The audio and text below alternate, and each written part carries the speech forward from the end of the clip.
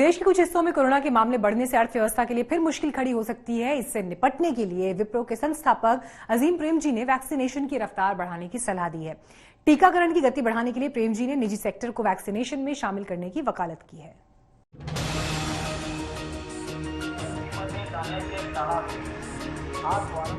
महाराष्ट्र और मध्य प्रदेश के कुछ इलाकों में कोरोना के बढ़ते मामलों ने एक बार फिर से अर्थव्यवस्था की चिंता बढ़ा दी है।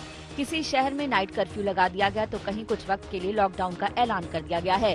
इन सब पाबंदियों से दोबारा आर्थिक गिरावट का खतरा बढ़ गया है। ऐसे में अब कोरोना से बचाव के तरीकों पर अमल करना बेहद जरूरी है, जिससे दूसरे राज्यों और शहरों में न फैले। कर्नाटक ने तो महाराष्ट्र और केरल से आने वालों के लिए कोरोना नेगेटिव रिपोर्ट का होना अनिवार्य कर दिया है। कोरोना के इस नए स्ट्रेन के खतरे से एम्स डायरेक्टर ने चेतावनी जारी की है।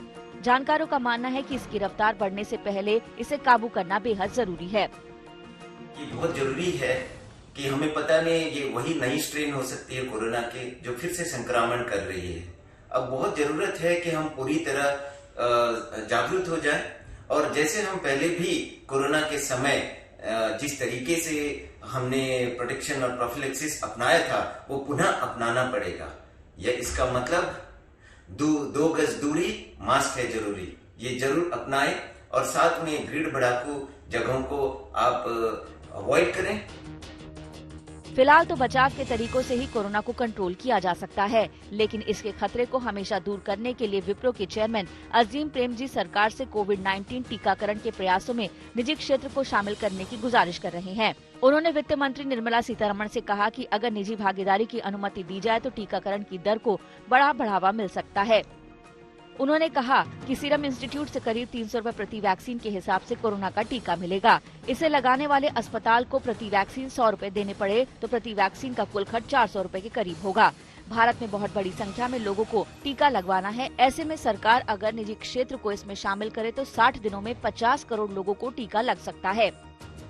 वहीं भारत सरकार जुलाई-अगस्त तक 30 करोड़ टीकाकरण का लक्ष्य लेकर चल रही है, जो मौजूदा रफ्तार को देखते हुए हासिल करना नामुमकिन सा लग रहा है। जानकारों का भी मानना है कि कोरोना के खतरे को टालकर अर्थव्यवस्था को बचाने के लिए वैक्सीनेशन की रफ्तार को बढ़ाना ही केवल एकमात्र विकल्प है। इसके लिए अगर निजी सेक्टर को शामिल किया जाता है तो फिर इसकी स्पीड में तेजी आ सकती है।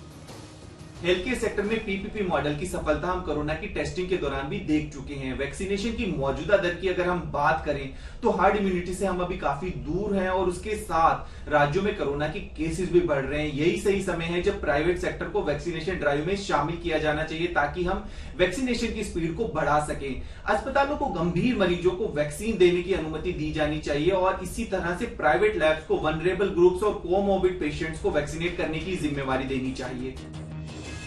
अगर सरकार इसकी मंजूरी देती है तो वैक्सीन की डोज की कमी भी नहीं होगी। सीरम इंस्टीट्यूट ऑफ इंडिया के सीईओ अदार पूनावाला ने इसका भरोसा दिया है। उन्होंने दूसरे देशों को धैर्य रखने की सलाह देते हुए कहा कि कोविड-19 वैक्सीन कोविशील्ड के मामले में पहले भारत की जरूरतों को प्राथमिकता दी जाएगी। ऐसे में कोरोना को फैलने से रोकने के लिए वैक्सीनेशन का दायरा बढ़ाने की जरूरत है। हेल्थ केयर और फ्रंटलाइन वर्कर्स के बाद अगले महीने से 50 साल से उम्र के ज्यादा के नागरिकों को वैक्सीन लगाई जाएगी। ऐसे में जितनी जल्दी हर किसी तक इसकी पहुंच हो तो फिर कोरोना से जान और जहान दोनों को बचाया जा सकेगा। आज तक ब्यूरो।